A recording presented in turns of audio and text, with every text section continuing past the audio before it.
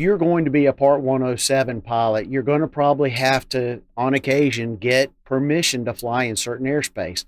And what's great is that they've got now the LANC system, which is the low altitude authorization notification capability. And that's almost real time notification for flying in an area.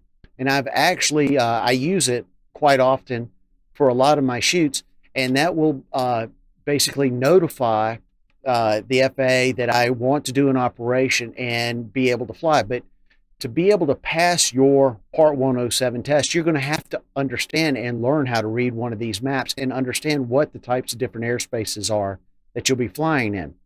So for recreational pilots, you can fly in what's called uncontrolled airspace, which is Class G, but recreational pilots, until they've got the authorization capabilities, are not allowed to fly in E, D, C, B, or A airspace.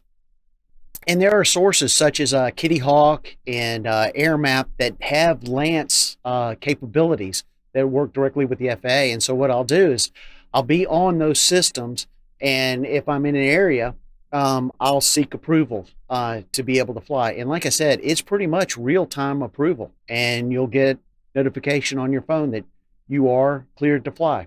And that way, it's a great thing because they know who's in the air, they know what you're doing, and they know they may not know why you're flying, but since I'm notified them, that I guess it gives them a sense of confidence that they know that my drone's in the sky and that I'm responsible and I'm doing what I'm supposed to be doing correctly.